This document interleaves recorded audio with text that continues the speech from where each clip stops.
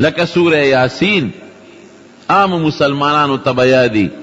نبی کریم صلی اللہ علیہ وسلم فرمائی چې څوک د سورہ یاسین تلاوت کوي الله بدل د قرآن شریف د لسو ختم ثواب ورکی.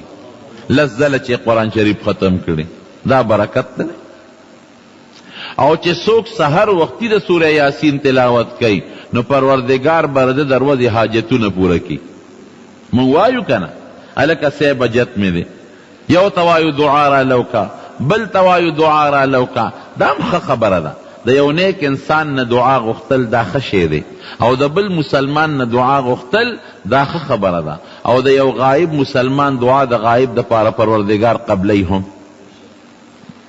لیکن حاجت نه پوره کیږي. رسول اللہ مبارک فرمائی کہ سورہ یاسین سار کے لولا من قرأ یاسین فی صدر النہار قضیت حوائجہ، کہ دا صورت سوک سحر کے ہوئی اللہ بے حاجتو نہ پورا کی. الکا غریب ما او فقیر پیسی نشتا روڑے نشتا، حضور پاک ہوئی صورت واقعہ چے کم دے لستلی کی گی او کم خلق کی لولی پروردگار بے فقر او فاقہ ختم کی. دا قبر دا عذاب نه یریگم او دا قبر دا تیرو نه یریگم. نبی کریم صلی اللہ علیہ وسلم فرمائی تبارک اللذی تلاوت کوا کہ سوک دا سورہ ملک تبارک اللذی تلاوت کی پروردگار بے دا قبر دا عذاب نساتی. صحابہ کرام پلار روانو یوزے کی خیمہ خکڑی وا چتا زول قبر و لاندی دی تا پتہ نو چی دلتا قبر دی. دا لاندی نے دا تبارک اللذی تلاوت ورید چلال النبی علیہ السلام تے علوے وی سیب مونگ پیوزے کے خیمہ خخکلا مونگ تدا پتہ نو چلان دے قبر شتک نیست باز قبرون آوارشوی زمانہ پیڑی رتلی وی لان نمدد صورت تبارک اللذی تلاوت ورید.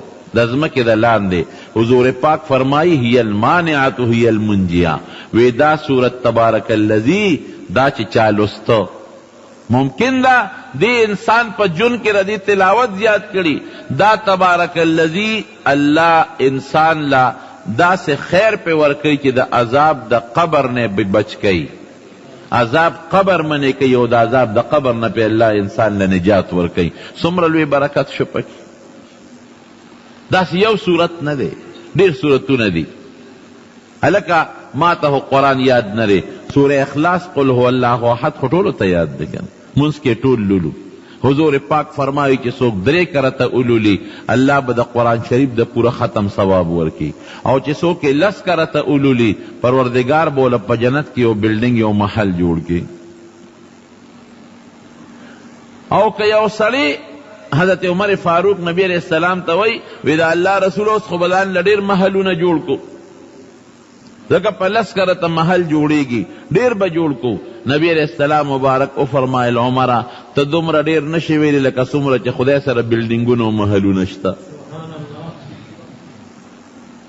او چی یو سلی 200 کرتا اولولی سورہ اخلاص 200 کرتا لستل سدون گرانا خبرم ندا دیر زر لستلی کی گی. حاضر مسلمانان لکی لازم کہ 200 کرتا بے انشاءاللہ لولے کے خیل ساسو فیدہ دا ورکے بسم اللہ سر 200 کرتا اولو لے خواہ دا چی سمر راتناس سے چی پیملو کے چی 200 کرتا سوک سور اخلاص قل ہو سورت اولو لی حضور پاک فرمائی دا 50 کالو گناہ بورتا اللہ معاف کی. دا سور اخلاص برکت. سور فاتحہ چی دا منگے مانزکی لولو حضور پاک فرمائی چی دا سوک اولو لی او بزانی چف کی او یا پا ابوی چف کی او اغوبوس کی پروردگار بے دا بیمارین شفا نصیب کی اللہ بے جوڑ کی.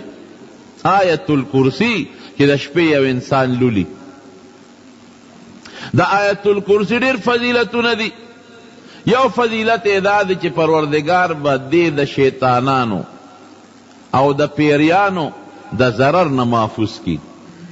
دا شپی دا پیریان خوری گی او دا شیطانان بعضی بیمارے گوڑا دا شیطان دا چوکی دا وجہ پیدا کی گی. دیری بیمارے دا سی دی شیطان پہ انسان کے ساسر کی زخم کے والا سسخا پوکی ہوئی او یا سبل ساسر کی دا غین دا کینسر او دا خطرناک بیمارے پیدا کی گی. آیت الکرسی چې ماسخوتن ته تلاوت کې د شیطان او د پیریانو نه به د الله محفوظ ساتي. او بل حدیث کې پاک کې راځي چې آیت الکرسی څوک اولولي د ده او د ده د ګاونډیانو د کورونو به رب العالمین حفاظت کوي. دا د دې سورتونو برکت دی. وهذا کتاب انزلناه مبارک. اوس به زمونږ په ذهن کې یو سوال راځي، یاره صاحب زما زوی خو ناجوړه دی او زه خو صورت فاتحه لولم خو نه جوړېږي. یاره صاحب ما خو سو آیت الکرسی اولستله او بیا مې کنډر وشو چې رانه مال یوړه. دا ولې رونو د دې په جواب هم پوه کم. په دنیا کې دوه قسم اسباب دي. یو هغه سبب دی مادي او ظاهري سبب ورته مونږ وایو، او یو بل هغه سبب دی چې هغه روحاني سبب دی، غیر مادي لطیف په سترګو نه ښکاري. مادي اسبابو کې عقیدې له دخل نی، لکه ته چې اوبس کې تنده به دې ختمیږي که یقین دې پشته او که نشته، او چې ډسپرین ګولی واچې خوله به د نوباسي که ستا په عقیده شته او که نشته، او چې انجکشن درته ډاکټر ووایي ګرمستن چې ورته مونږ وایو نو وجود نه به دې خوله وباسي که ستا په یقین شته او که یقین دې نشته. دا مادي اسباب دي. یا چاله سر له یې سټکې راوبرو نو سر به یې وینې کېږي که ستا په یقین شته او که نشته. هلکه زما خو په عقیده نه و تا به خوږ نه کي، نه که دې سره د عقیدې تعلق نشته. که عقیده رشته هم د لاډو کې ماتوي او که دې نشته هم د لاډو کې ماتوي. دا ظاهري اسباب یقین او عقیده نه غواړي. دویم قسم هغه اسباب دی روحانی غیر مادي، هغې کې عقیدې له دخل دی، په سترګو نه ښکاري. لکه صورت فاتحه کې شفا ده. اوس خو صورت فاتحه زه چې لولم دا خو هوا ده د خولې نه ووتله او په انسان باندې ولګېدله. ډسپرین ګولی خو نه چې ګېډې ته یې واچوي، او نه انجکشن دی چې سړي ته پرک کې یا په مټ باندې ووایي. دا روحاني اسباب دي، دې کې یقین او عقیدې له ګوره ډېر لوی دخل دی. که ستا عقیده او یقین برابري د حضور پاک د خولې مبارک خبره دروغ نه ده، رښتیا ده. داسې ده که نه ده؟ او بیا یو کس ته هم نه وي، عاملان سره وی، او یو صحابیم پې د اعتراض ونه کو چې د الله رسوله مونږ خو فاتحه ولوسته شفا پکې نشته. دا یو حدیث کې نشته، صحابه او تسلیم کړی او منلې خبره ده. نو حضور پاک چې عامه خبره کوي صحابه ته، صحابه ورسره منلم ده، تجربه شویم ده، دروغ نه وی. دا زمونږ ایمان او زمونږ عقیده ده، لیکن زمونږ یقین کمزور دی. زمونږ عقیده کې فرق دی، مونږ کلک یقین پې نه ساتو. دا روحانی اسباب دی، دا عقیده او یقین غواړي. که کلک عقیده او یقین دې پې پیدا کو د دواړو جهانو د مبارک سردار بالکل رښتیا ده، دروغ نه ده. د مولانا اشرف علي تانوي رحمت الله علیه یو خبره به درته وکړم. هغه یو ځای کې لیکلي دي د دې عقیدې او د یقین خبره کوم. یو مولانا صاحب د جمعې په تقریر کې عوامو ته د بسم الله الرحمن الرحیم فضائل خول چې بسم الله کې دا فضیلت ته او دا فضیلت ته او دا حقیقت ته رښتیا خبره. ډېر لوی فضائل دي د بسم الله الرحمن الرحیم. دا فضیلت ته او دا دی یو جوش کې راغی مولانا صاحب وی دامره فضیلت هم دی او دومره برکت ته که څوک په دریاب پورې وځي نو بسم الله الرحمن الرحیم دی وی او خپه دې په دریاب ږدي پورې غاړه به پرې وځي، خپه به هم نه لمدېږي. په دې مجلس کې یو بانډیسي ناستو، ابه د جمعې مانځله چې راته نو په دریاب به په کشتۍ کې راته، نو کشتۍ له به پیسې ورکوي، د هغه زمانې یا اتانې او یا روپۍ. هغه چې دا خبره واورېده مولانا صاحب دا دې راته مخکې ولې نه وې؟ نه خو بلا پیسې ما نه مانګي واغېستې چې دې طرف نه ځم هم پیسې اخلي او چې د هغې طرف نه ځم پیسې اخلي. نو تا راته بسم الله دم د سره مونږ ته دې نه ښه ښه راځه چې اوس دې وښه اوس هم ښه ده، وروستو پیسې خو به بچت شي که چې مونځ یې کړی دی او دې دریاب ته نږدې شوی دی. وی بسم الله الرحمن الرحیم او خپې خودې د واقعي خپې لمده شوې نه را پورې ګیر هغې طرف ته دې پورې وته. وی دی چې به کلم ته بس دغه دم و بسم الله به یو په دریاب به ته او په دریاب به واپس راته. دا حقیقت دی رونو. دا خدای پاک یو کمال پیدا کړي، یو انسان له خدای برکت ورکی، یا بعض الفاظو له پروردگار برکت ورکی. حضرت سعد ابن ابی وقاص رضی اللہ عنہ د عمر فاروق رضی اللہ عنہ زمانه کې د ایران د فتح د پاره ولېږوي، د لاړ شه او د کسرا د ایران بادشاه په هغه حمله وکړه. دی چې لاړ ډېر لوی لښکر دی ورسره. د ایران بادشاه کسرا پوه شو چې دا خو د مسلمانانو لښکر دی او دا خو په مک ونه دی، نو هغه ټولې کشتۍ راغونډې کړې، هغې وسوځولې. زه کشتۍ مې ختمې کړې، نو دا خو ډېر لوی دریاب دی، په دې به دوی څنګه راځي؟ لاره خو پول شته نه، او دومره جوور دریاب چې دا سمندر دریاب یو حصه ده، په دې به دوی راځي څنګه؟ ښه بېغمه ناست و.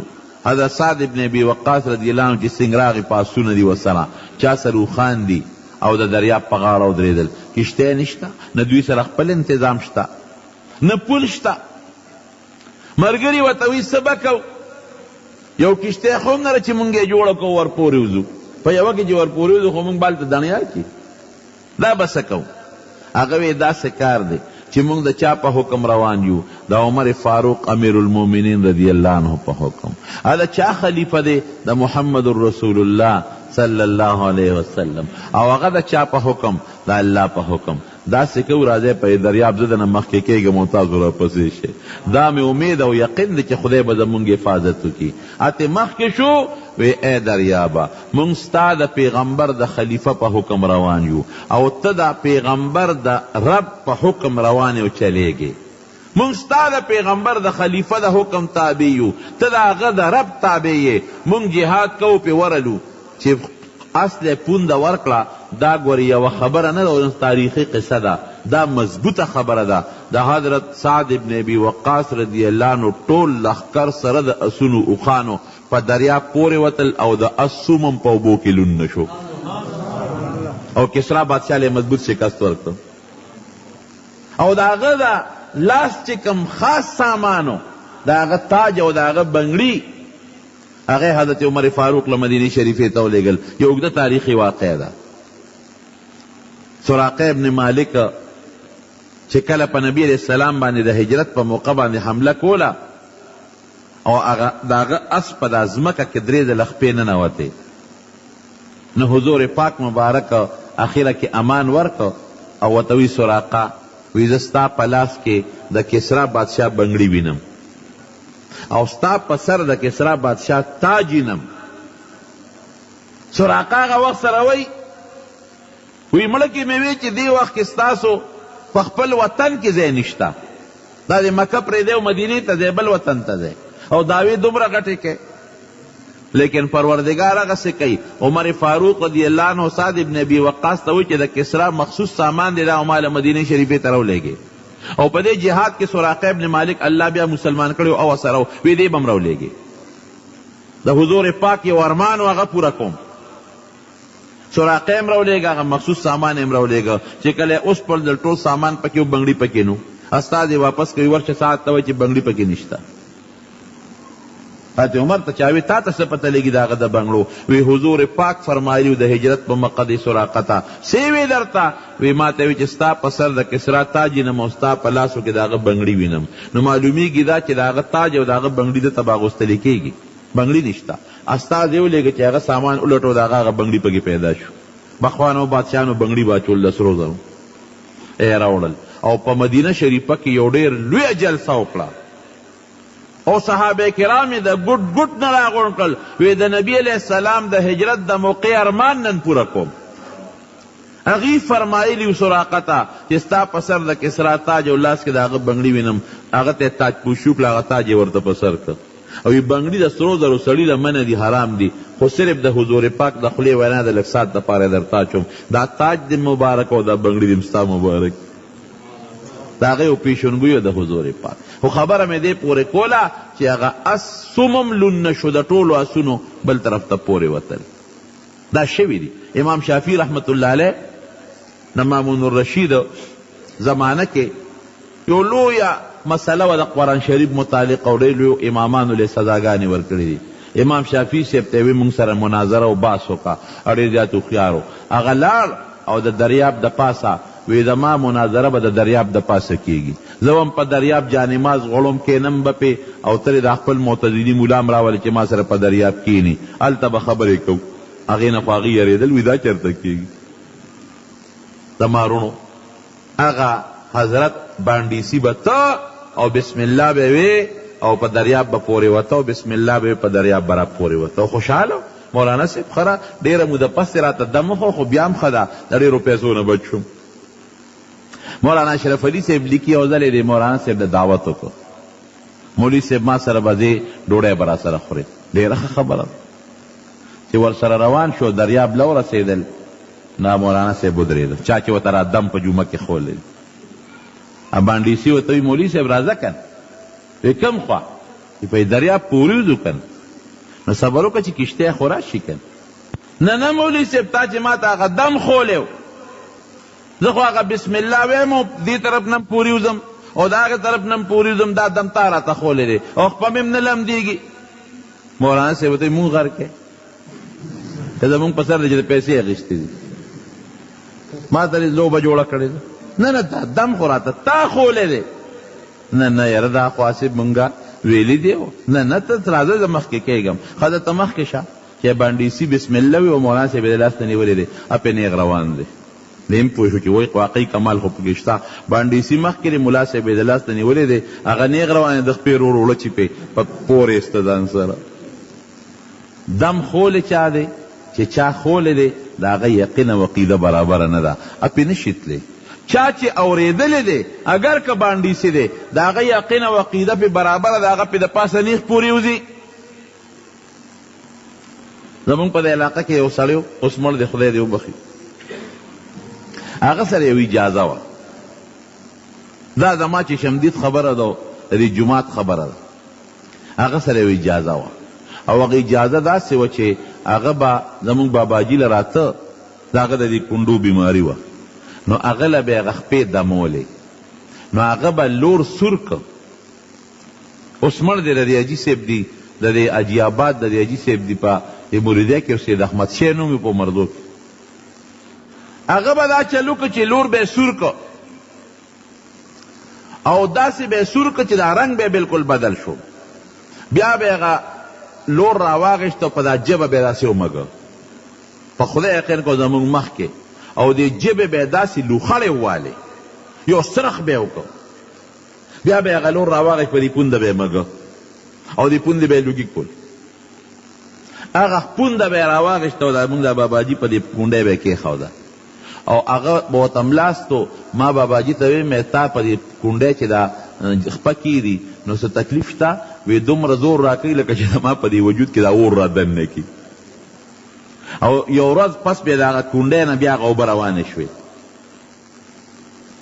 د اجازه زمونږ کلي کې یو بل حاجي صاحب په زیرګل حاجي صاحب تاسو به ډېرو نومونه اورېدلي، اوس مړ دی خدای دې وبخي، د علیجان کلي کې اوسېده، هغه سره م وه. نو زه په زیرګل حاجي صاحب پسې لاړم، مې ماله د اجازه راکړه.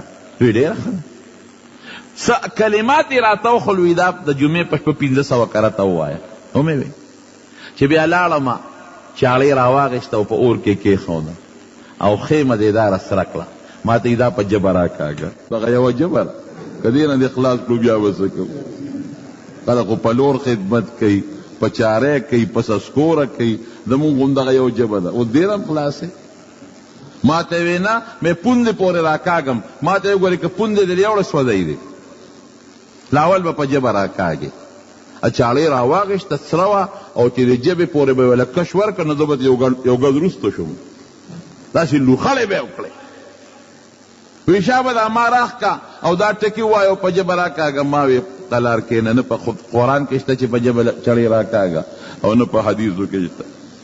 وی ته دم زده کې، مې دم زده کومه، خو ژبه باندې چېرته راکاږم؟ زما هغه یقین نه مې شو راښکې، مې نه شم راښکې، مې په پونده راکاږم. ځکه کشې ورکه خو پونده علاج به وکړو، نو ژبه وسولېده نو دې سره به څه کوو؟ دا عقیده درونو ګورې، یقین دې مضبوط. د چا دا یقین کمزوري، د چا دا یقین مضبوطي. د چا زړه کلکي، یقین مضبوط دی، د چا زړه کمزوری دی. زما زړه کمزور و ټینګ ورته نه شم، د هغه زړه مضبوط و کلکو. الله ګوارې ګورې په دې منبر درته خبره کوم،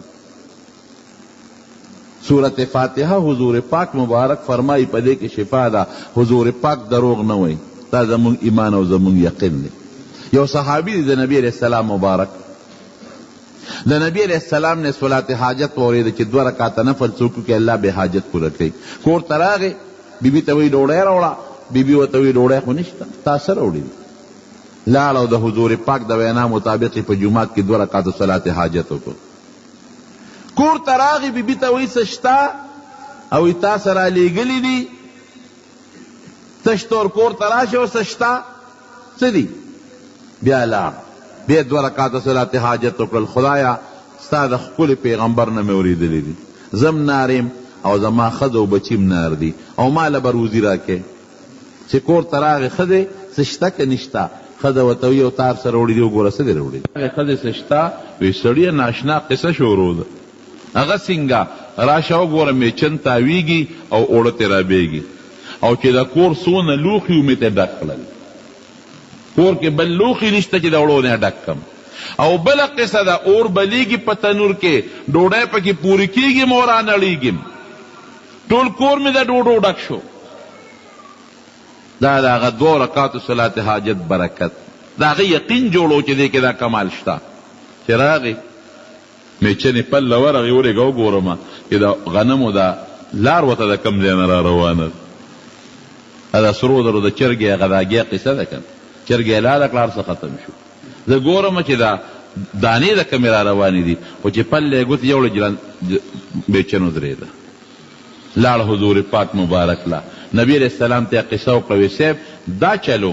نبی علیہ السلام فرمایي ګوره ستا په هغه 2 رکعاتو یقین برابر و، او بیا چې میچنې پله دې ګوتې یوړې نو هغه یقین دې بل خوا لاړ. چې ګورم چې د کم ځای نه غنم را روان دي، وی زما د قسم په هغه ذات چې زما ستا د هغه په اختیار کې ده، که د میچنې د پله د ګوتې نه وې وړې، تر قیامته پورې به دا پل ګرځېده، اوړه به یې راغورځول او تنور به ډوډۍ درکولې. دا حقیقت دی. سورت فاتحه کې شفا ده، خو عقیده ولا پکار.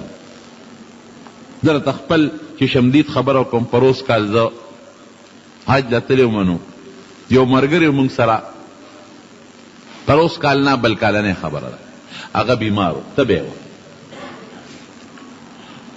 او داسې تبی شو چې حج را نږدې شو، جړل غریب.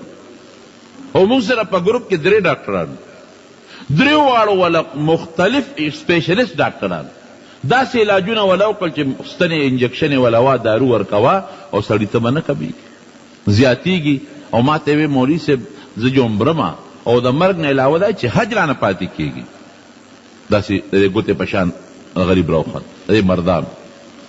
ما لکه تا خو ډاکټري علاج مکار سره وکړل، زه راته یو علاج ښیم، خو چې زه راته څنګه وایم په هغې به عمل کوې. الله مې الله راوستی. وی وایه مې داسې کار به وکړي چې زمزم او به ځان ته کېده. زمونږ بلډینګ ته به یو شنه ټپکو داسې اوږده 20 لیټره وي لا زیاته، هغه دې بلډینګونو کې هر بلډینګ ته یو کار خیر سړی دی، هغه دا خدای د هغه نه دا کارلي چې څومره جانې بلډینګونو ته یو ټپکه ځي، یو نه ډېرې ځي. مې دا یو ټپکه ځان ته کېده، زمزم او به بس کې. حضور پاک فرمایي الزمزم لما شرب له، چې د کم مقصد دپاره زمزم اوس کې الله به د هغه مقصد دپاره ستا دغه کوي، پوره کوي. خو یاره یقین به ساتې چې دا زه څکم چې زه پې جوړېږم. او بل نبی علیہ السلام فرمایي دومره بس کې چې پختی دې پې راوپړسېږي. مونږ خلک لږې سکو، ډېر سکې نه شو، د 1 ګیلاس او 2 نه هغه زیات څوک سکې نه شي. ما هغه ته داسې ونه وې، ما هغه ته وې چې ګورې که زه راته کومه نسخه ښیم په دې طریقه سکې شي نو سکه، دومره زمزم بس کې چې ته پې الټی وکې. مې که د پښتو د پړسو بوی خو 2-3 ګیلاسه بوس کې چې د مالو ډک شو، مې الټی به پې کې، دونه بس کې. ما ته وی یاره بس په دې ورله، او هلک ته مې ټپکه ورته کېده، هغه ورته جګ ډکاو. زه لاړم مانځه له ماسخوتن چې رالم، نو کاونټر سره به زه ناست وم، که څوک د مسلو د دیني تپوس کوي، دې راته مخکې ناست دی او یو جانماز یې تحفه کې اغېښتې ما له یې ښودې. چې زه کېناستم حیران شم چې دا خوار خو د کټه د پاسېدو نو. مې لکه څنګه شوې؟ ما ته خدای جوړ کړم. مې په څه ټیک شوې؟ ما ته ویم په هغه زمزم. وی دومره مې اوسکلې دومره چې الټی رالی او ډېرې زیاتې الټی مې وکړې، او په الټو کې رانه دا ګندونه پرېوتل.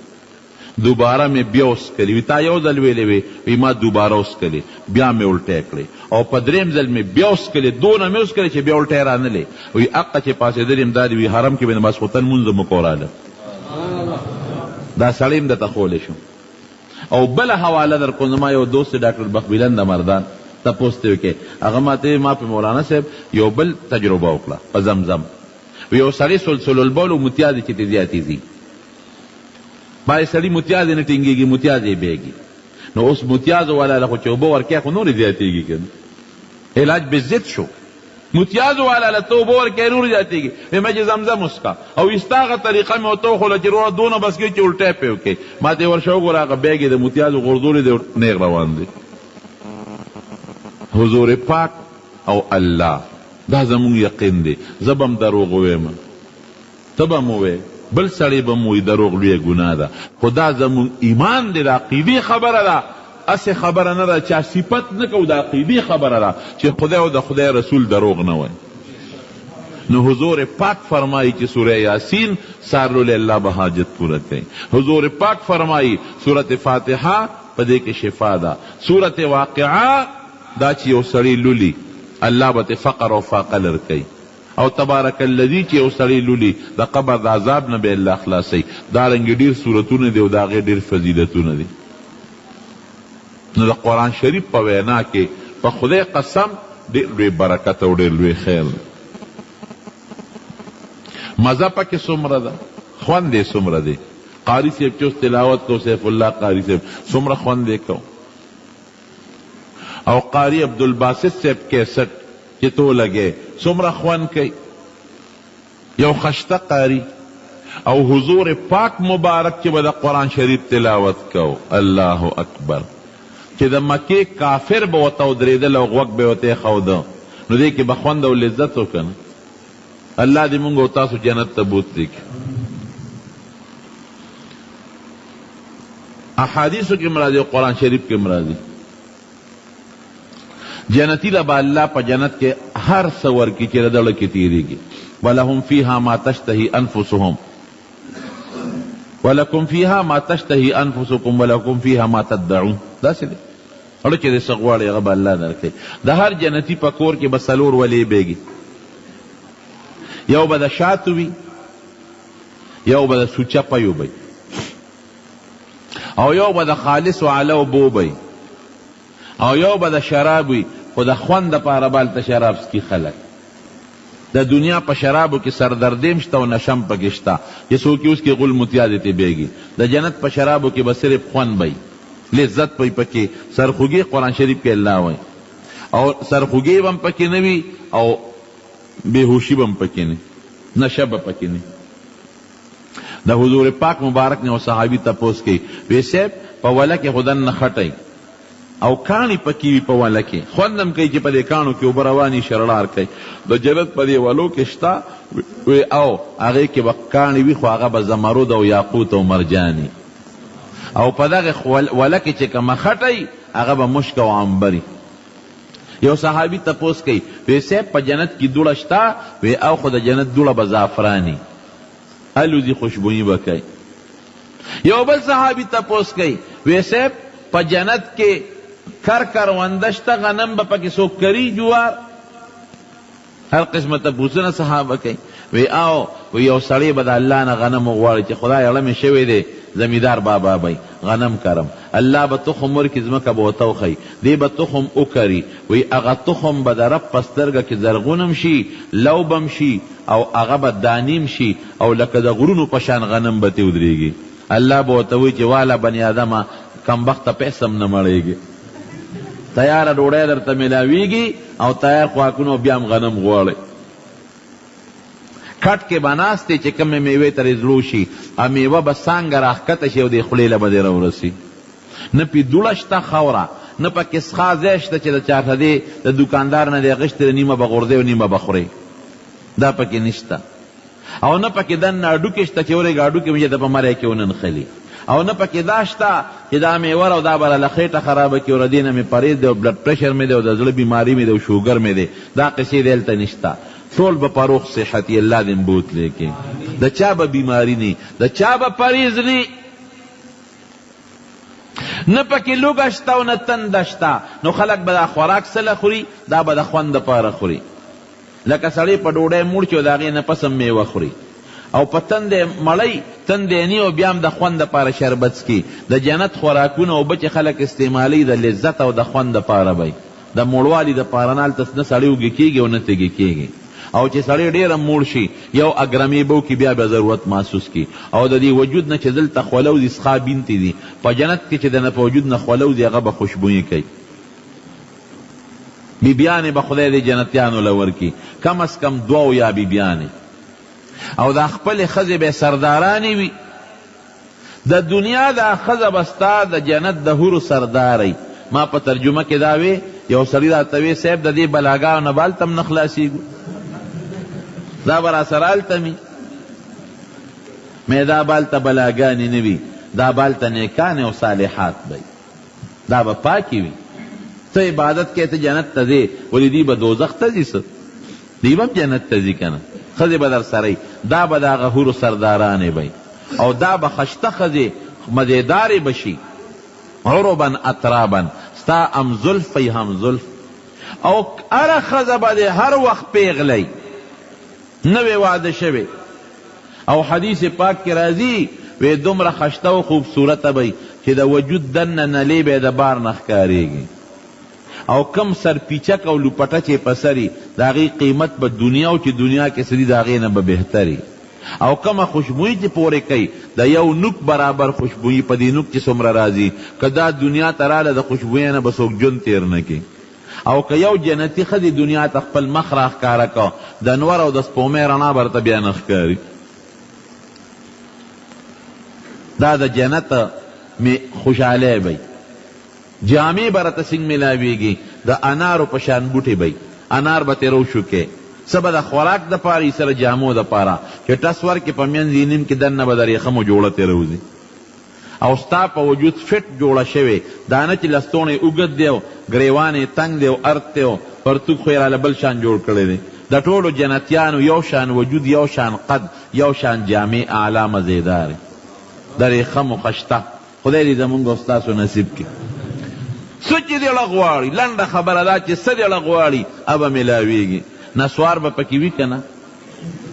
هلکه وي زړه چې څه غواړي زما زړه کې نسوار تېرېږي، چرسي به وي زما خو د چرسو نه بغیر ګزاره نه کېږي. اپیبي مې وایي ما ته به پکې خپل دارو میلاویږي او که به نه میلاویږي. او پوډري به هم وایي هلکه زما هغه پکې څه شو، زما پوډر. یاد وساتئ ورونو چې کم ګنده څیزونه دي هغه دې په اړه کې نه تېرېږي. دا لنډه خبره ده. که د چا اړه کې تېر چې زما بچي وشي دا به اړه کې نه تېرېږي. پردی ښځې ته کتل به اړه کې نه تېرېږي. بدعملی ته به اړه کې شوق نه راځي.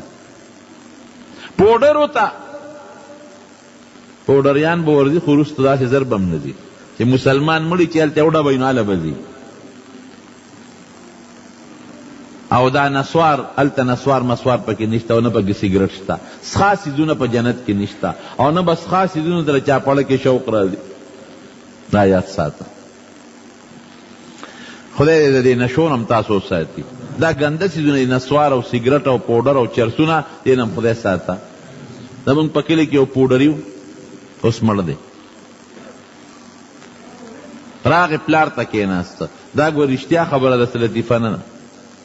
بابا دا کټ دله چا سوري ته کړی نه دی، هله را په اوږه شه چې دا کټ دله سوري ته کم. پلار یې شکرونه وستل چې نن مې شکر دی بچي تپوس وکړو چې دا کټ مې سوري ته کوي. دا په شی کو او په درشل یې کېنو، بابا ورېږه چې کټ دله سوري ته کم. چې یې په درشل کېنو او کټ یې نیغ یوړو بازار کې خرڅ کړو. جنت کې به پوډري وکړو بني، تل اول خو ورورسه وروسته به خبرې کوو. نشه چې پیغمبر حرامه کړې ده نو نقصان دی پکې. چې پیغمبر کم څیز ته حرام وایي نو هغې کې به نقصان یاد ساته، او خدای چې کم څیز ته ناجروا وایي هغې کې به ستا د وجود فایده نه، هغې کې به نقصان وي. خدای هم د نشو تماشو او د دې بدعملونو محفوظ وساته. نو جنت کې چې ستا پړه کې څه راځي الله به درکړي. د دنیا د هفتې په برابر ځکه په جنت کې ورځ شپې نشته، یو شان ورځ ده. دا خلق به یو ځای را جمع شي، څوک د نور په منبر، څوک د زمرد، څوک د یاقوت، څوک د سرو، څوک د سپینو زرو. رب العالمین بوتا خپل دیدارو کی ځان بوتا وخی وجوه یومئذ ناظرة الى ربها ناظرة چې دوی د الله یو سیکنډ دیدارو کی یو سیکنډ د سترګې د رب برابر نو د جنت د او یو زرو کالو خوشحالی به تیری شي دوره خوند به پکې چې راخواره شي د هغه ملاقات نه او کور ته راشي بیبیانې به ورته وایي سړو نن خو ډېر خشته یې خوشبویي ده نه ځي نن خو څه بل شان خشته یې دا ولې وی تاسو خبر نه یې خشته به نه یو ښکلې به نه یو موږ د رب العالمین سره ملاقات کړی او د دنیا د هفتې په اندازه به ټول جنتیان یو ځل د رب العالمین دیدار کوي الله دې زموږ نصیب کړي درونو یو ځل به دا جنتیان مخامخ شي او الله ته به کیني الله به یې تپوس وکړي جنتیانو وایه څه خوشحالي م پړه شته نه خدایه وګورئ سوچ وکړئ څه ارزو شته تمنا خدای چې څه غواړه میلاویږي ډوډۍ اوبه بیبیانې ستا دیدار پکې کم هم میلاویږي نه یو نعمت پاتې دی هغه نعمت لا تاسو ته نه دی میلو خدایه به څنګه سوچ وکړئ تمنا وکړئ زموږ ذهن کې نه تېرېږي الله به ورته چپ شي غوږ کېږدی نو پروردگار به په خپل شان لایقه د قرآن شریف تلاوت ورته شروع جنتیان چې ووري د دې نه مخکې چې د جنت څومره خوشحالۍ دي به تیری شي او رښتیا چې تلاوت د قرآن شریف او د پروردگار د طرف نه اواز د الله او زه پکې طالبانو ته کله یم چې بیا صورت رحمان وایي چې څونه خوند به کوي ښه دی کې یو بله نکته اوس وغوره قرآن خو په مونږ ته نازل دی نبی علیہ السلام ته حضرت ابراهیم علیہ السلام د پاره نور صحیفې وي آدم علیہ السلام د پاره نور موسی علیہ السلام د پاره بل کتاب داود علیہ السلام د پاره بل کتاب زمونږ د هدایت دپاره نازل لیکن په جنت کې جنتیان خو د آدم علیہ السلام زمانې نه واله تر قیامته پورې به ګورې د ټولو امت ته ټولو جنتیانو ته که د آدم علیہ السلام امتیان دي او که د ابراهیم علیہ السلام او که د نوح علیہ السلام ټولو ته به رب العالمین د قرآن شریف تلاوت اورئ دی خوند یې ورونو اوریدو کې سونه خوند وهذا کتاب انزلناه مبارک او چې د یاد کوته حافظ جوړ شوی دا سونه برکت حضور پاک فرمائی لو جعل القرآن فی اهاب ثم القی فی النار محترق که قرآن شریف په یو سرمن کې ونشي او بیا دا سرمن اور کې وغورځي سوځېږي بنه دا طالبان په موږ سوال کوي چې قرآن شریف په اکثر خلک تاویز کې او په سرمن کې بند کی هغه اور ته غورځي سوځېږي نورونو احاب په عربی کې د کچه سرمن ته وایي د انسان دا سرمن د دباغت نه مخکې چې دا کچی او د نار نه د جهنم اور مراد دی نو که قرآن شریف د انسان په سرمن کې برکې او د انسان یاد کی حافظ شي او دی د جهنم اور ته غورځي نو دی به سوځېږي نه او بل حدیث کی راضی اشراف امتی حملت القرآن و اصحاب اللیل وی زما په امت کی دوړلې دي چې دا ډېرې بهترین دي یو هغه خلق چې د هغې په سینو کې د الله قرآن پروت دی او یو هغه خلق چې د شپې پاس یو خپل رب ته په سلګو سلګو جاړي خو یاره چې قرآن سرمن کې بند شي سینې ته کوشي په خولې نه ګورې ځکه نبی علیہ السلام فرمایي وی آخر زمانه کې به یو قومي یقرؤون القرآن لا یجاوز حناجرهم قرآن به په جبه لولي لاندې به نه کوزیږي په جبه به یې پړه کې بني نو خدای دې قرآن زمونږ اندامونو زمونږ له تکوس کړي خیرکم من تعلم القرآن او علمه حضور پاک فرمائی تاسو کې بهترین انسان هغه دی چې قرآن د بل نه زده کي یو روایت کې وعلمه بلکې او علمه یې بل توخی یې زده کي یې بل توخی او چې دا ما کم آیت تاسو مخکې ولسته دو آیتونه د قرآن شریف کې یو ځای کې هدل للناس دی چې قرآن شریف د انسان د پاره هدایت دی او دې ځای کې راځي سورت بقرې په دی اول کې چې هدل للمتقین څه مطلب چې عام انسان د پاره د هدایت ذریعه ده خو چې د انسان په عمل وکړي او د هدایت سرچشمه وګرځي نو بیا ردنه الله متقی جوړي پرهیزګار ته جوړیږي که اسی څوک قرآن شریف راوالی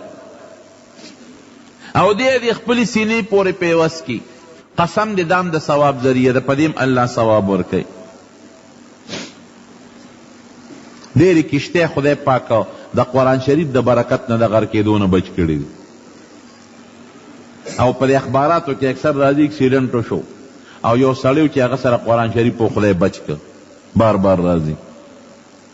او ډېر کورونه چې په اور ولګي پروردګار یې د قرآن شریف د برکت نه د اور نه محفوظ کړي. او ډېر کورونه په زلزله کې خدای د قرآن شریف د برکت نه محفوظ ساتلی دي. نو قرآن شریف د پاره دا کافي ده چې دا د الله خبرې دي. او د یو عظیم پیغمبر د امت دپاره او په یو عظیم پیغمبر محمد رسول الله صلی الله علیه وسلم او د یو عظیم فرشته چې حضرت جبریل علیه السلام دی، د هغې په واسطه رب العالمین نازل کړی د رمضان په ډېره عظیمه مبارکه میاشت. نو کوشش وکړئ ورونو په خپل هم د قرآن شریف تلاوت کوئ او خپلو بچو ته هم قرآن وښایئ. بچی په قرآن پوه کې زمونږ خلک مونږ بچی په خپله نافرمانه کړل. د بچو نه مونږ خلک شکایت کوو که نه، یاره جی زوی مې قدر نه کوي او زوی مې ادب نه کوي او زوی مې احترام نه کوي او جګړې را سره کوي. دا زمونږ خپل نقصان دی. مونږ خپل زوی ته خو د قدر لار ونه خوله.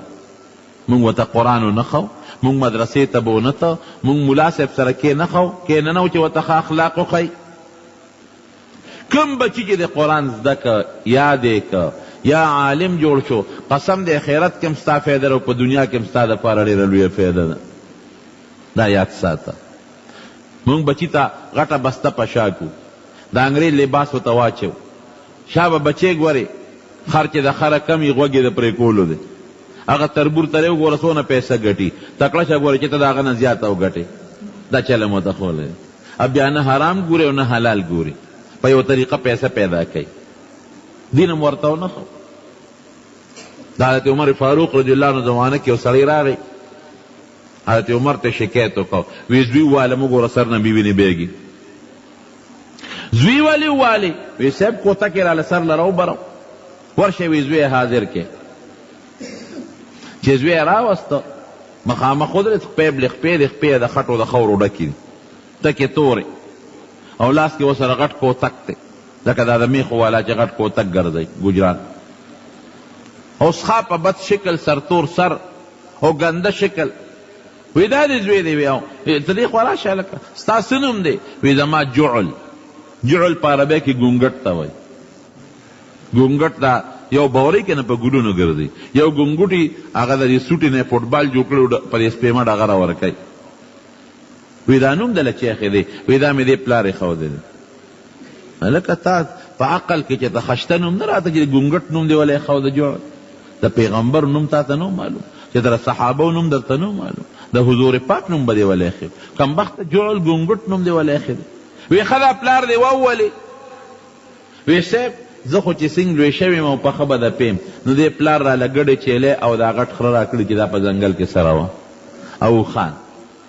نو ځنګل کې هغه ګډې چیلی او خان سره وم. مونځ کې مونځ جي څه ته وایي؟ مونځ یې نه پېژنده. اودس کې یاره جي اودس څه ته وایي؟ نه مونځ پېژنم نه اودس پېژنم. دقه غټ خرې را کړي دي او خان او ګډې چیلی په ځنګل کې سره وم.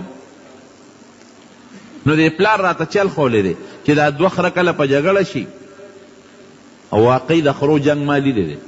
یو ځای کې مې شپه وه چې بیابان کې ودومه او سار چې پاڅېدم نو ماشومانو خره جنګول. وایي خدای دې د هغوی د جنګ نه ساته. مونږ وایو ګندې په خپر وانې کوي، شاته لته وایي هغه خر چې به په بل خر چک ولګوه بل به ورته براندې والي، بیا به یې پرېښوده کوم ځای. نو د دوه خره چې کله په جګړه شي نو دې پلار راته چل خولی دی، نو زه کوتک اوچت کم او دا سر لی وله راوبروم، نو یو خو تښتي بل خو تښتي. دا لار راته د خولی ده. وی نن چې کور ته رالم د ما مور او پلار په جګړه شوي، دا بابا مې او بیبی مې په جګړه شوي. نو ما ورته ډېر نصیحت وکړ، یو بل ګریوانونه نیولي او یو بل یې ټسول. نو بس هغه چل راته د خولی د خرو والا کوتک مې اوچت کړه، د په سر ور برابر شو. چې مې وو د اخو دا انګل منډه کړې، بیبی اخوا منډه کړې. عمر فاروق رضی الله عنه پلار ته ولوي وی چې څه دې خولی دي همغه در سره کوي که نه؟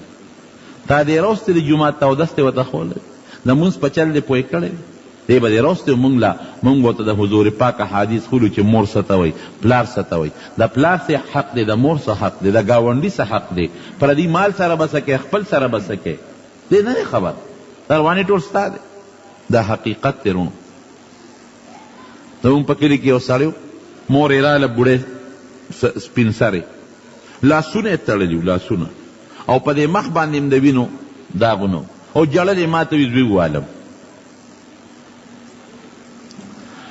بهر کیف هغې ته مې وویل ګوره روانې ټول ستا دی تا دا زوی چې ماشوم و نو پټي ته یې په منډه کړی دی چېرته دې نه یې راوستې مونږ له چې دې بچي ته مې قرآن وښایه چېرته دې نه دې راوستې چې ده ته دین وښایه او ټول عمر به نیکبخت اوس د خدای وبخي مړه ده ټول عمر به پپیو کې اوبه اچول او د دې بچو دپاره د خپل خیرت برباد کړی دی تشې اوبه دې په خلکو خرڅې کړي دي ازوی مې وله راوغوښته ظالمه دا ظلم دې ولې کړی دا خو دا مره بوډۍ ده چې دې له د چا لاس ورته خو په یو دیکه غورځېږي نو ظالمه دومره دې والې ده چې لاسونو خپې دې پړسولې دي هغه بچې ما په دې خپلو سترګو ولي دغه زوی چې ناجوړه شو لیوني سپي چې چلی لیوني سپي او ما لیدلی نه دی خو خلکو دا قصې کولې ځکه زه بیا تپوس ته نه وم ورغلی خلکو راته وی چې دننه د خېټې نه د کوترو چینګار خیږي نو ټیک ده که اولاد د مور پلار نافرمان یې هغې له الله سزا ورکوي خو غلطي د مور ده چې قرآن یې ورته نه دی ښولی دین یې ورته نه دی ښولی نو بچو ته قرآن وښایې قرآن ورته یاد کې قسم په خدای په دې ممبر مې ته قسم وخوړه چې دا ستا فایده ده حافظ صاحب حسین علی صاحب مولانا صاحب چې د قرآن شریف تلاوت کوي د دې ثواب بچا ته رسیږي مولانا احمد علی جان صاحب مرحوم رحمه الله ته رسیږي که نه به رسیږي صفا خبره ده دی چې څومره تلاوت کي د هغه ورسره حصه ده د ده را والدې صاحب حصه ده ولې هغې ورته کښېنولی دی تا بچې چې تلاوت کوي ته به په قبر کې پروت یې فایده به تا ته رسیږي ته به په آخرت کې پروت یې دی به تلاوت کی فایده به در رسیږي نو بچو باندې قرآن یاد کې قرآن علم پې وکې د قرآن شریف تلاوت پې وکې جومات ته یې راولې دغه ستاسو فایده ده یو لوی بزرګو په بني اسرائیلو کې نیک سړی او بزرګو هلته به راهبانو لکه زمونږ نیکان خلک یي څوک ورته عالمان وی څوک ورته مشایخ وی څوک ورته اولیا وی او د عیسایانو د نبی علیہ السلام د زمانې نه مخکې چې به د هغې کم نیکان خلک وو هغې ته به راهبان وی هغې چې به کم کار کو هغې ته به رهبانیت وی د هغې کار زمونږ نه ډېر سخت و ځکه هغې به اکثر په غارونو کې اوسېدل یا په جونګړو کې به اوسېدل نه به واده کو اوس هم د عیسایانو چې کم مولیان دي هغوی ودونه نه کوي په هغوی دا پابندي چې ته به واده نه کوې نو هغوی به ودونه نه کول د دنیا کار روزګار به یې نه کو او جونګړو کې به پراتو او خلقو ته به یې دا خوله چې مونږ خو الله یادو او مونږ خدای یادو دا به د رهبانیت د هغوی یو شوق دا به نومبې مرتبه وه دویم نمبر به داسې خلک وو چې هغوی به ودونه کول او ښځې به هم کولې هغوی به ځان له په خپلو ګرجو کې ناستو عبادت به هم کو او ښځې به هم وي بچي به هم دا به ورپسې په دویم نمبر وو هغوی به تورات او د انجیل تعلیمات خلکو له خول او دا ړومبي خلک چې دا کم راهبان به او پټ به په غارونو کې اوسېدل او په ځنګلونو په جونګړو کې به اوسېدل هغوی به نه چاته دین ښه او نه به یې د چا نه دین زده کو بس د هغوی به دا مشو نو چې موږ بس الله یادو او د الله عبادت کو او چې چا به ودونه کول لګیا به هغوی به تورات او انجیل یو بل ته خو دا دویم نمبر راهب دا کم چې ښځې والا دی او دا خلکو ته ښودنه کوي نیک سړی دی ډېر زیات او خدای پاک ته ډېر تقرب حاصل کړی دی یو ځل د پیغمبر په ژبې الله ته درخواست وکړو چې خدای د زړه مې دا ارمان دی چې ته زما یو څو سواله قبول کا او سوال خو د انسان قبلیږي دعا خدای پاک قبلی خو د دعا د قبلیدو مختلف شکلونه دي حدیث پاک کې راځي چې یو سړی دعا کوي کله چې څه غواړي خدای ولا هغه ورکي دا یو شکل شو کله چې څه غواړي اول الله ورکي خو زر یې ورنکي څه موده پس یې ورکي مونږ خلک وایو الکه جی دعا کوم او دعا مې نه قبلیږي، نه دا قبلیږي خو څه موده پس قبوله شي. لکه حضور پاک په مکه مکرمه کې د مکې مشرکانو کافرانو ته خیرې وکړې یو ځل، اسوال قبول شو خو څو کاله پس ښکاره شو په بدر کې هغه کافران پروردګار مردار کړل. نو کله چې ته څه غواړې زر درته میلو شي، دا یو شکل شو. کله چې ته څه غواړې څه موده پس به درته میلو شي. کله چې ته څه غواړې هغې کې به د خیر نی، د هغې په ځای به دله پروردګار بل شی درکړي، هغې کې به د خیر وي. مونږ خو په خپل خیر او شر نه پوهېږو. کله چې ته څه غواړې هغې کې به دومره خیر نی لکه پتا چې د الله را طرف نه کوم مصیبت راځي هغې کې څومره تبی وي، نو هغه دعا به دله خدای قبوله نه کړي، د هغې په وجه به دنه خدای هغه مصیبت رد کړي. او کله به دنیا کې هغه دعا ستا قبوله نشي، اخرت له به دله رب العالمین وساتي. نبی علیہ السلام فرمائی اخرت کې د قیامت په میدان کې بعض خلق بی هغې له به الله نیکۍ او خوشحالۍ ورکي. دوی به وی خدایه دا د کمې مونږ خو دومره عبادتونه نو کړی، الله به وی دا ستاسو دعاګانې وي چې ما نم دنیا کې غوښتلې، او تاسو به وی نه قبلیږي، ادله ما دیر ورځې له ساتلې وي، اوس به د نیکۍ او د ثواب په شکل کې درکو. وی دی به وی چې شکر دی خدایا، او چې د چا دعا په دنیا کې قبولی یاره ارمان که زمونږ دعاګانې هلته نه وې قبولې ښه به وې، اوس به راتره ثواب او د نیکۍ په شکل کې ملو شوی وي. نو د خپل پیغمبر په واسطه د الله نه یو سوال وکړه چې خدای زما یو څو دعاګانې ما له قبولې کا، خو چې زه څنګه غواړم اقسې راله قبولې کا چې زر غواړم چې زر حاصلېږي. خپل پیغمبر ورته وی تا د الله نه سوال کړی ستا درې دعاګانې الله قبولې کړي. دا د ښځو د فتنې خبره درته کوم.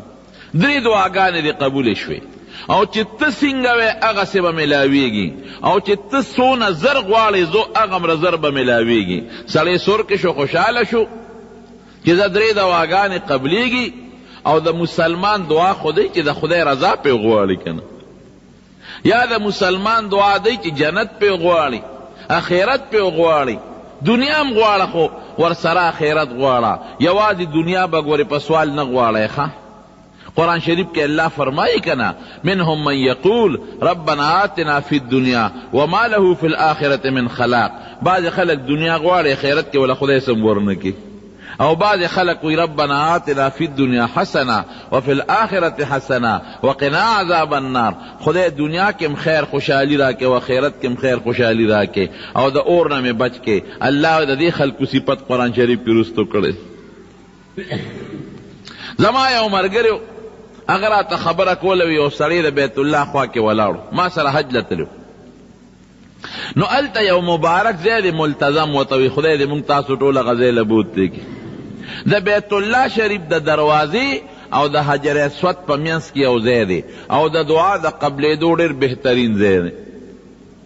نبی علیہ السلام فرمایي چې دغه دی د انسان دعا ډېره زر قبلیږي او ډېر په اسانه قبلیږي. نو بعض مسلمانان ورشي نو هغه یو لاس په هغه درشل مبارک باندې کیږي، او بل لاس د بیت الله په هغه دیوال کیږي، او دا مخونه ور پورې مږي والله ته جاړي. فقیر ببابک، خدایا یو فقیر او مسکین ستا په در ولاړ دی، ستا په دروازه ولاړ دی خدایا. اله دنه جدا کېږي خدای چې ته د ده دعا قبوله کې. نو هلته که سړي له دعا نم وردي نو ورته خدای را یادوي، او که جړا نم وردي نو سړي له جړا ورځي. نو ما ته دا ملګری وی د ما نه مخکې یو پنجابی ولاړو، بوډا سپینګیري چیچل مخ، هغه ولاړ دی او دروازه باندې لاس یې ښودی دی او داسې جاړي سلګی وی. زه ورپسې شاته ولاړ یم، او زه ورته یم چې دې خوا شه، ځکه یو کس چې لږ ولاړ یا بل ملګری دې خوا شه چې زه ستا په دې ودرېږم. نو زه ټپوم په دې شا چې دې زر دې خوا شي. وی داسې ناشنا د الله صفتونه شروع کړل، جاړي خدای پاک ته یا الله تو بڑا مهربان کریم رحیم ذات ہے، لګیا یې د خدای دا صفتونه کړي. وی ما دې اړه کې وی چې یاره داسې کار دی چې دا دې څه دعا کوي زه به پې امین ویم، ځکه جاړي خدای ته. او کوم مبارک ځای کې ولاړ دی، راشه دا دی چې څه غواړي که نه، بس دا ټکو غړپ او دعا قبلېدل ورسره سم دي، ځکه ډېر په محبت او په ژړا کې او د خدای صفتونه کوي. وی 10-15 منټه لګیا یې د خدای صفتونه تو بڑا مہربان کریم رحیم قادر بادشاہ. وی آخر کی وی اے اللہ مجھے ایک خوبصورت نوجوان بیوی عطا فرما. وی ما وی چوز دل دا مخ د بیت الله په دا خوا کې وسوسه پیړی وامه ظالمه دونه د خدای ته وجړل جنت ته غواړه ته خدا او یو اتیو کال وی خدم غواړي خوبصورت او بیا نوجوانم غواړي. نو خدای پاک خو دعا قبلی، خدای پاک نسبت تم ګوري کنه، نسبت ته ګوري. دا خخته چې سړی په خخته لګی نو یا پکې منځ کې خټه لګی او یا پکې سیمټ لګی، داسې نه چې خوره پکې منځ کې لګی، نسبت خو به برابره کړ. بعض خلک وی د خدای نه سوال کوم ما ته سوال نه قبلیږي. څنګه سوال کوم؟ لیلة القدر شپه ده خدای چې یو د سرو زرو مولي زمونږ په کور کې راووری.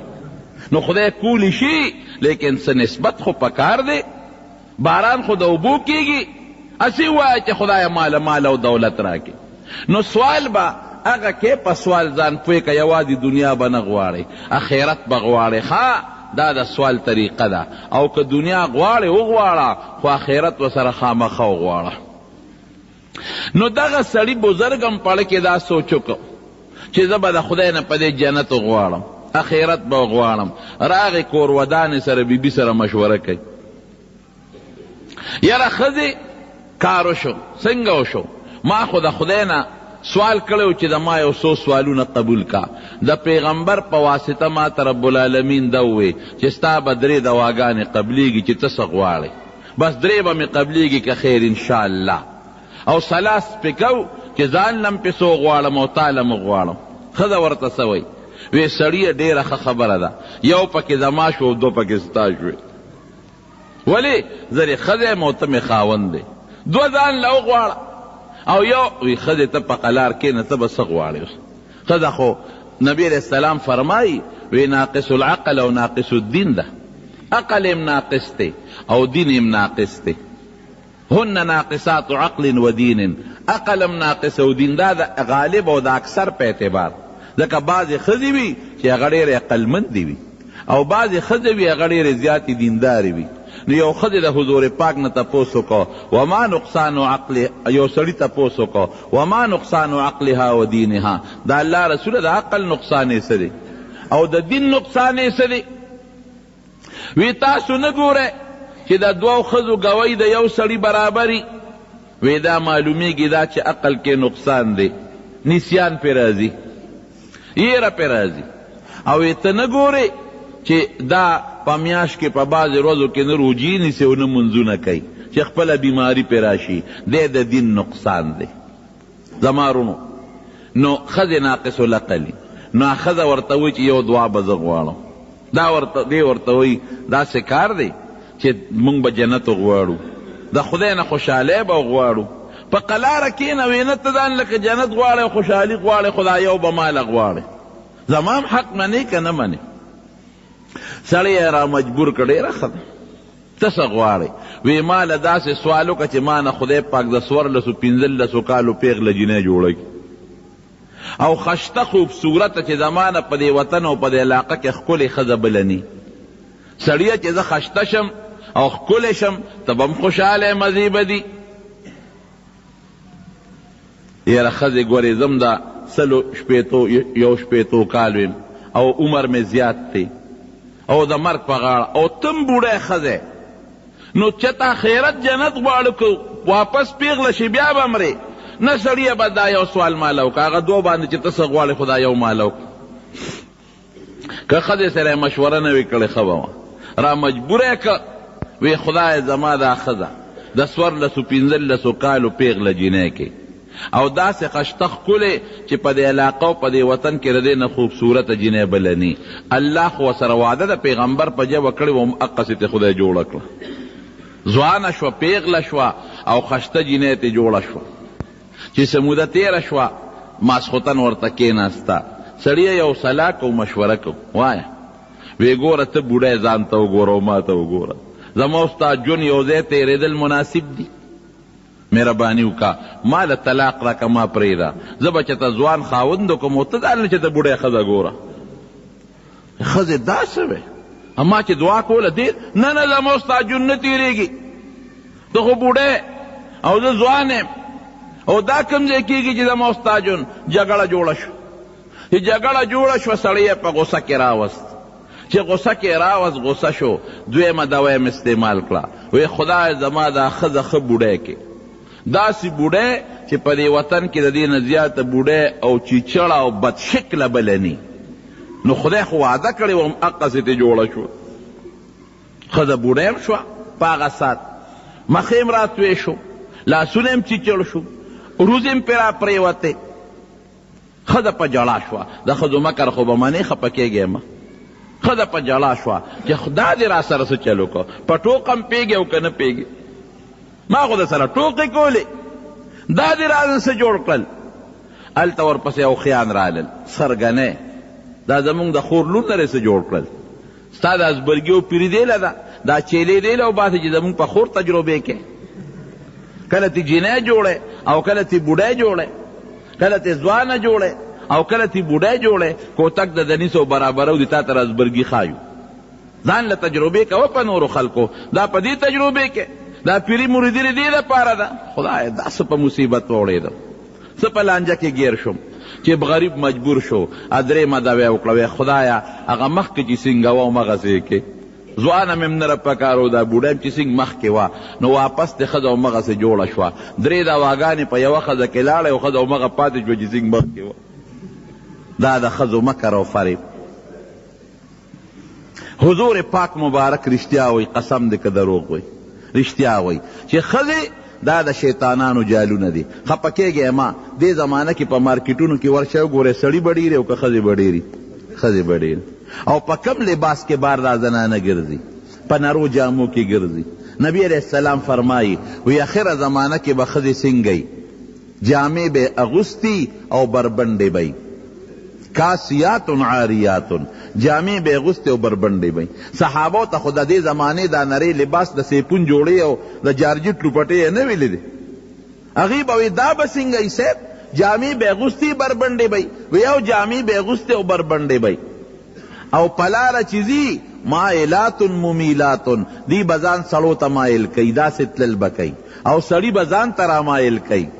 رؤوسهن کاسنمة البحت، او سرونه به داسې د مکیز نه لوړ او کاږه به وړي لکه عربو کې دا سره اوښان دي بهتي لوړ قباني وي او داسې یو طرف ته مایلي چې په لاره ځي نو د کاږه به په لاره رواني، سټ به په لاره کوږ رواني چې سړي راته رامایل شي. رښتیا وایه حضور پاک مبارک چې څه خبره کړې ده هغه ده که نه ده؟ اوس د جارجټ لوپټه چې د کمې ښځې په سري د ښځې وجود عورت دی، چې دا مونځ کوي که مخې ښکاري نو خیر دی، که لاسونو دا تلی ښکاري نو پروا نشته. او بعض علما وی نه خیر دی که دا ګوتې یا د پاسه د لاس دا شا دا ښکاري نو ام خیر دی، بلکې بعض علما وی چې نه ګوتې به ښکاري، دا د پاسه حساب هم نه ښکاري، تلی دی ښکاري.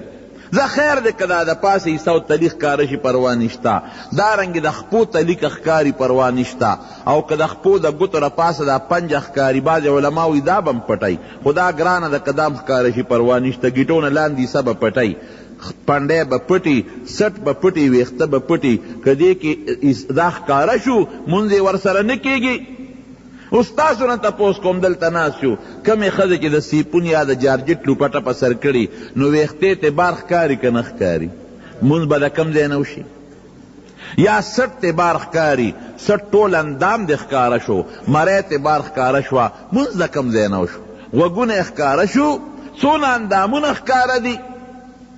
داسې جامې غوندې لباس پرتوګ چې د هغې نه دننه پنډی ښکارېږي نو مونځ به د کم ځای نه وشي. او وروڼو ګوره یاد وساتئ، که یو ښځه وایي زه خو په کور کې دننه مونځ کوم زما ویښته ښکارېږي نو ښکارېږي دی، نه ښځه که داسې کوټه کې مونځ کوي چې دروازه ځان پسې بنده کړي، هېڅوک هم نه، بیا هم عورت پټول وله فرض دی. داسې کوټه کې چې هېڅوک نه، بیا به هم سر پټی، بیا به هم سټ پټی، بیا به هم مری پټی، بیا به هم لیچې پټی، او بیا به هم پنډی پټی. او که دغه پټه کوټه کې وجود ښکاره شو نو بیا مونځ ورسره نه کېږي. د دې ښځو مونځونه بیا کېږي؟ قطعا نه کېږي. نوک پالش چې ښځه پر نوکونو مږي، نوک پالش سره د کم ځای نه اودس کېږي. او که خزه پلوی او دسماتی کې ده په غسل کې ده او نوک پالش په نوک پورې ده لاندې اوبه نه ورځي دا ګناهګاره ګرځي، دا پلیته ګرځي. نه او دس صحیح کېږي لاندې نوک اوچ پاته شو د پاسه پې دغه پروت دی د نوک پالش هغه رنګ پې د پاسه پروت دی. که غسل کوي لاندې اوچ پاته شو او دس ونه شو غسل نه وته که مونځ کوي څونه ګناهګاره به ګرځي. نوک پالش د ښځو دپاره ګناه او راشه وګوره ښځې پورې کوي که نه پورې کوي، دا څومره ګناهونه دي د ښځو. نکري دی د پورې کې ښځه نکري ده چې په نوک ولګي د نوک عیسه وګرځېده د نوک جز وګرځېده هغه د نوک نه بیا نه لرې کېږي. او نوک پالش چې په نوک پورې شو چې معمولي غوندې اوچ شي او زور ورکړي نو تی خوا جدا شي هغه د نوک عیسه نه ګرځي. ښه ښځې نوکونه پرې کوي هغه کنک پرېږدي یې اوږده اوږده نوکان. زما یو ماشومه ده اما ته وي نه بابا وی نوکان خو پریدی نه مای بچی مون خو چته لار کې انسان دی غیر اختیاري په نظر برابر شي یا سوزکی موزکی کې داسې اوږده اوږده نوکانې وي وی دی د بیې ښودي د بیې نوکان راوړي په نوکونه ایږدي. ښځو سرونه کټ کړل د سړو شان. نبی علیہ السلام ورته لعن الله المترجلات هغه ښځه چې په جامه کې او په شکل کې د سړو په شان تشبیه کوي وی په دې د خدای لعنتي. او هغه سړي چې هغې د ښځو په شان جامه اچوي او د ښځو په شان شکل جوړوي حضور پاک فرمایي په دې د الله لعنتي. دا د ښځو مفسدی دی او فسادات دی. بے ستری پکې شوه، بے حیايي پکې شوه، په لوپټګو په چادرګو کې ګرځي، په دکاندارانو سره په دکانونو کې ګپې شپې لګوي. اوس خو لا موبایل یې پکې بیا راووتی او په موبایلو کې خو تصویر والا موبایل یې راووتی. اورېدلي مې دي هلکان او جنکۍ د موبایل په ذریعه بل ته تصویرونه هم لیږي. د خدای قهر او غضب به په دې وطن نه راځي. مونږ وایو خدایه ماپ هم کې نو په تشه دعا خو نه ماپ کېږي چې کومه ګناه کې هم پرېږدې که نه. ښځې هم د بې حیایۍ نه منې نه کړې، د بې سترۍ نه منې نه کړې، هلکانو سره د خبرو نه منې نه کړې او سوال کوو چې خدای په مونږ رحم وکړي ګناه معاف کړي. د ګناه خو پرېږده نو بیا توبه وباسه. رونو اوس د دې ښځو دا بې ستري او بې حیایي او د دې ښځو دا مونځ نه صحیح کېدل دې له د مدرسې ضرورت شته او که نشته تاسو راته ووایئ کم ځای به زده کوي. دې له پکار دي چې دیني مدرسه کې دا ماشومان جنکۍ داخله کې علم پې وکړئ، قرآن پې زده کړئ، احادیث پې زده کړئ، دینی مسائل فقه پې ووایئ چې ښځو ته پته ولګي چې په کم لباس کې به زه مونځ کوم، بار بس په کم لباس کې وځم. ښځو سړو سره مې خبرې جایز دی او که جایز نه دي، د پردې څه حکم دی، د ماشوم د لویولو څه حکم دی او د ماشوم د تربیت څه حکم دی، د خاوند څه حقوق دی، د سخر څه حق دی، د خواښې څه حق دی، د لیورونو او د اندرویانو څه حق دی، د ګاونډي څه حق دی، ډوډۍ به حلاله حرامه پسې پیژنم. دا خو هله کېږي چې دې مدرسه کې داخله کړي.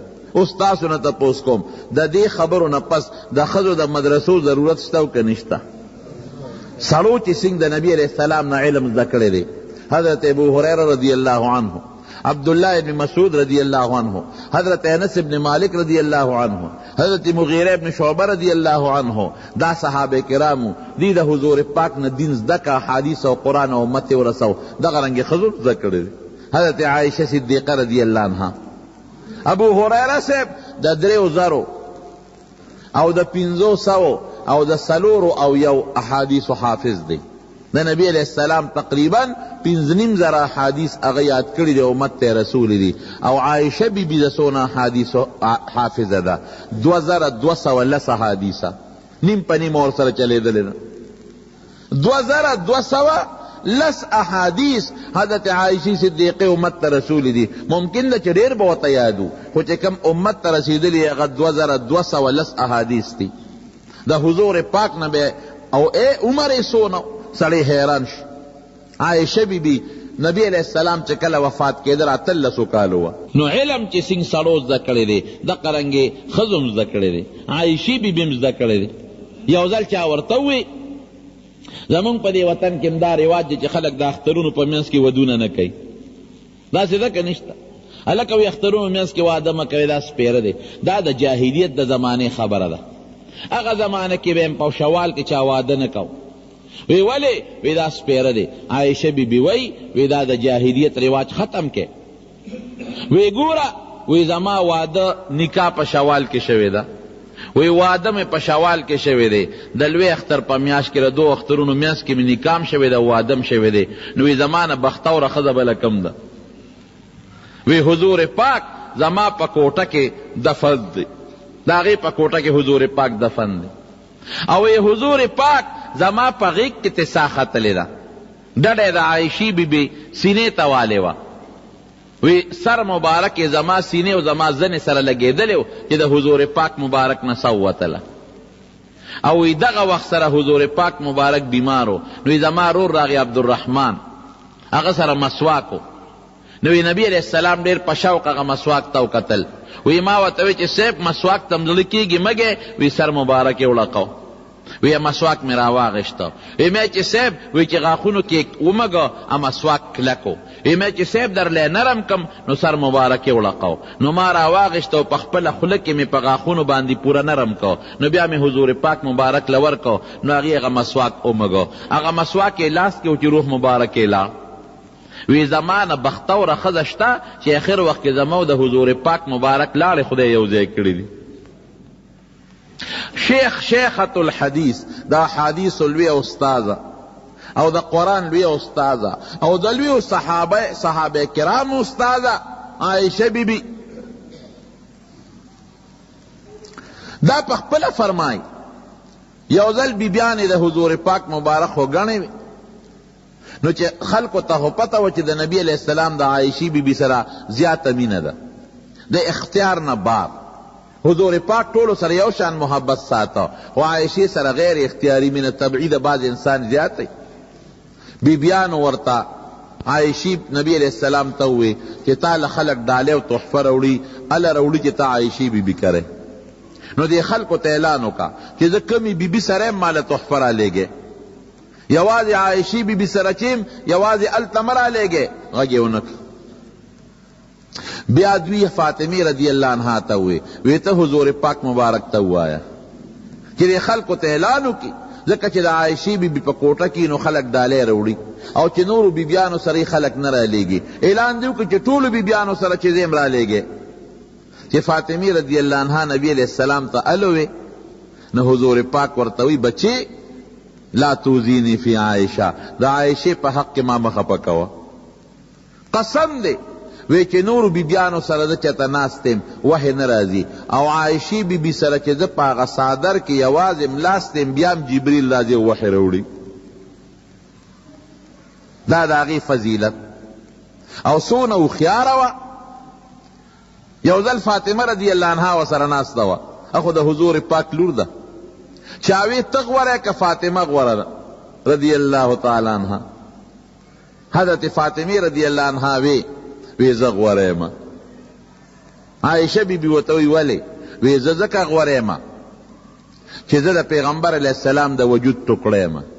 حضور پاک فرمایی فاطمه بزغه منی، فاطمه زما د غوښې یو ټوټه ده، فمن اغضبها فقد اغضبنی، چا چې هغه غصه کړه نو زه یې غصه کړم. نو وی زه د حضور پاک د غوښې ټوټه یم، نو زه غوره شم که نه شم؟ گورا دیو خیارتوب تاو گورا داوت سوئی وی بے شک دا منم کہ تا دا حضور پاک دا غوخ ٹوٹے، بالکل منم. پا دے وجہ تڑیر خوخے او منتم گرانے او دا اللام خوخے او دا حضور پاکم خوخوی، خو پا جنت کے بتا دا علی سے ابلاس نیولی غصر بروانے او ما با دا حضور پاک گتا نیولی غصر بروانے. دے سونو خیارتوب دے دے انوی چستان از غورم وی جنت کی لکه خزی با پا جنت کی د خپلو خاوندانو سره. دا تاسو سره چې کمی خزی دی پا کورونو کی خدای دی مونږ او تاسو جنت تا سره د خپلو بیبیانو بوتلی کی، نو ستاسو دا بیبیان د دنیا دا با د جنت د خزو سردارانی بی. څونه حوری چې بنده سره دا غی ټولو مشرب استار دنیا دا خزی. ما یو ځل ترجمه کې دا خبره کوله، مې دا خزی با جنت کې در سره یو سړی راتوی د دې بلاګاو نو مونږ جنت کې نه خلاصیږو. میں دا بال تا بلاگانی نی، دا بال تا خشتی خکلی بی او ستا بی بی بی پا جنت کے. نو سون خکل جواب ورکی بے شک زمانم ستا فضیلت د حضور پاک مبارک لوره داغه د غوخه ټوټه خو په جنت کې به خپل خاون علی صاحب سره داغه ګوته بدی ونی ولی او زه په جنت کې د رسول الله مبارک سره داغه ګوته به منی ولی بیبیان ډېر خيار وي امهات المؤمنین ورتوي د مسلمانانو مین دي النبي اولى بالمؤمنین من انفسهم وازواجه امهاتهم د پیغمبر بیبی دا د مسلمان مور درونو نو دین چې څنګه د صحابه کرامو سړو نه خور شوی دی دغه رنګ دین د بیبیانو نم خور دی عائشہ بی بی وګوره حضرت ام سلمہ رضی اللہ تعالی عنہ وګوره حضرت میمونہ رضی اللہ تعالی عنہ وګوره دارنګ نور ډیری بیبیان دي ام سلیم رضی اللہ تعالی عنہ دی د دین خدمت کړي دي او د حضور پاک مبارک نے حدیث د کړي دي او قران از د کړي دي او د قران او د حدیث پوهه حاصله کړي دا او بیا د امت رسول ده یو ځل خذو حضور پاک مبارک ته شکایت وکړو ویسے به دین د نټولو سړو زده کو موږ له یو ورځ مقرر کا چې په هغه ورځ موږ در ترازو او موږ تم دین خې حضور پاک مبارک وته یو خاص ځای مقرر کو الته بوله نبی علیہ السلام راته او شریعت په وته خو قرآن او حدیث په وته خو رونو اوس د خزو علم زده کول یا د خزو دین زده کول دا غي د پاره ګوري اوسو شرطونه دي ابن عامدین شابی رحمت اللہ علیہ پا شامی کے لکلی دی دا سڑو پشان ندی دا شرطون پا کشتا خدا کا پا کور کے علم زدہ کئی دیر خبر دا دا کیسٹ پا ذریعہ یا دا لوڈ سپیکر پا ذریعہ یا دا ریڈیو پا ذریعہ ترجمہ اوری یا دا حدیث و درس دیر خدا خو خدا کا بار توزی استاز دا او یا شاگرد دا اغیل یو سو شرطونه دی یو شرط پکی دا دی چی دا با پا پرده کی وزی پرده کی بزی دا یو شرط بے پرده بنزی دویم شرط پکی سده که سفر نزدیو لکر دروازه نا دروازه تزی اکثر دا زنانه پر اخپل محله که دا یو کسی نبلی کسی تزی نو خیر دی که یوازی زی یرا چی فتنه نی او که مزل زیاتو نو زی رحم محرم اغا انسان با سرزی چی اغا سر مستقل نکاح ہمیشہ نکیگی رور با سرزی پلار با سرزی زوی با سرزی یا خپل خاون با سرزی دا ماما زوی سرا دا ترور زوی سرا دا تر زوی سرا لیور سرا با نزی دا گناہ دا دریم سدی دریم شرط دا چی کمزے کے دین زدہ کئی التبا سڑین اختلاط مع الرجال کوئی ایجوکیشن چی وطوئی دا بنی زان لخذ بی سڑی بنی او سلورم دا فتنین با امنی کچرت پلارا و تچا قتل یا فتنت جوڑے دا بیا بمنوزی کہ دا سلور شرطو نی نو خد دا علم زدکولو دا پارا او دا علم دا خودنی دا پارا دا کور نبارم وطیش زمانہ دا سی درونو کہ دا خذ و فتنی لیر زیادی دی نو دا دین نے خبرول پکار دی زمانہ دا سی دا کہ دا خذ و مفاسد زیاد تی بربنطوب زیاد شو بیدینی زیاد شوا او خد خود سلو جالو ندی دا شیطانانو سلی پی اخکار کئی نو پکار دی چی من خدو تا علم و خایو دین ورطاو خایو اس یو حدیث چی ماوی اغیط اغوک کینا حضور پاک فرمائی المرأة اذا سولت خمسها سلو تا جنت گٹل گران دی و خدو تا گوردی رسان دی دا خدو مجبوری زیادی دی سلو تا جنت گران خدو تا آسان حضور پاک فرمائی المرأة اذا سولت خمسها چی پینز منزو نخپل کئی وصوامت شهرها او در رمضان روجی نسی واحسنت فرجها دخپل اندام حفاظت کے دا گناہ نزان ساتی فلتدخل من ای ابواب الجنت شاعت دا جنت پا کم دروازه چی خوخی ور داخل دیشی دا خذو آسان شیشو منز دی خپل کئی روجی دی نسی او دا خپل اندام حفاظت دی کی بے ستری و بے پرتگی دی نکی دا جنت دا دی ٹیکشوا دغه مدرسے دا دین دا حفاظت زین دی قرآن شریف کے رب العالمین فرمائی انا نحن نزلنا الذکر و انا له لحافظون قرآن منگ نازل کا حفاظت پہ منگ کو نو حفاظت پا سلوم کی گی او پا خزم کی گی تابعینو کی سلوتاو گورا خزوتاو گورا تبا تابعین کی سلوتاو گورا خزوتاو گورا دا دین یولوی ایسا خود خزو سر تعلق لری ابا خزز دا کئی او خزو تبا خی دغرنگی حضور پاک فرمائی ندور اللہ امرأن سمع مقالتی فحفظها ووعاها واداها کما سمعها. نو په دې نسونو کې د سړو ذکر کیږي، ښځې تابع وي. کم سړی او کمه ښځه چې د حضور پاک یو حدیث واوري او یادی کې او عمل پیو کې، نبی علیہ السلام فرمائی رب العالمین دی د خوشحالی ژوند ورکي، دعا ورته کوي. نو د جنکو د الکانو علم تعلیم زده کول چې څنګه ضروری دی، دارنګې د ښځو دی.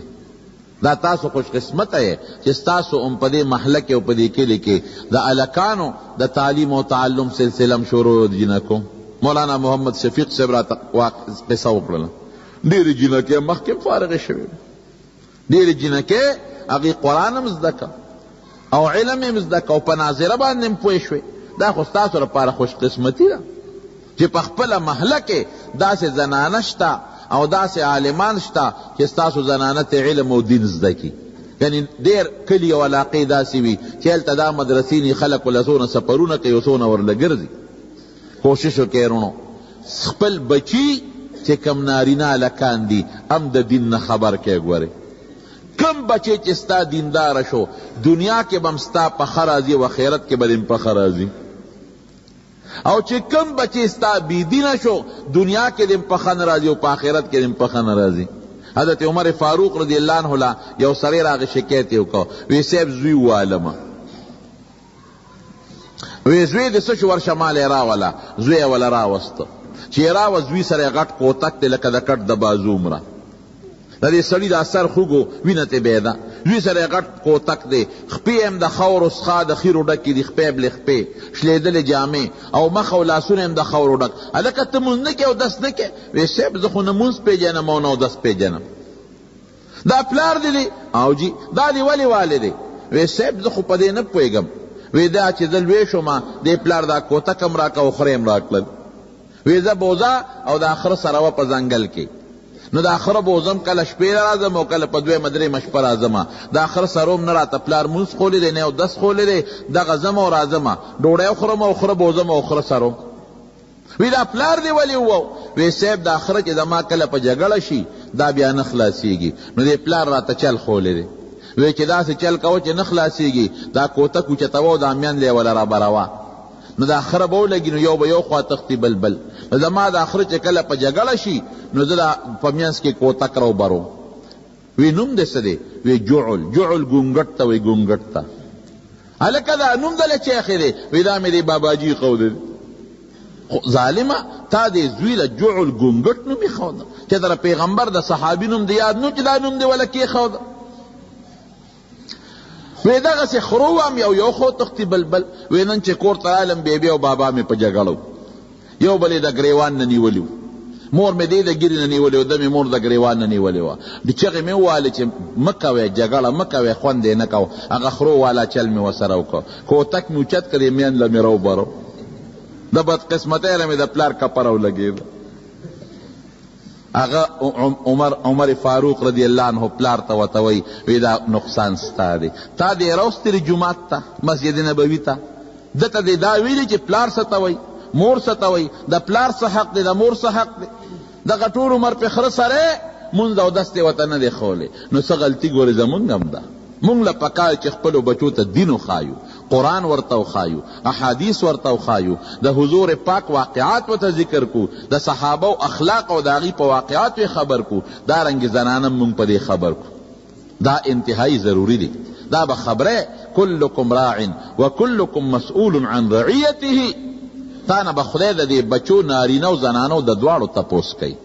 دین دې ورته خولی دی که نه، مونځ دې ورته خولی دی که نه، پودس دې پرې کړي و که نه، لور دې پرده خولی وه که نه، د بې پردګۍ نه دې بچ کړی و که نه، که دا دې کړي ښه که نه کړي عذاب ته ټینګېږه.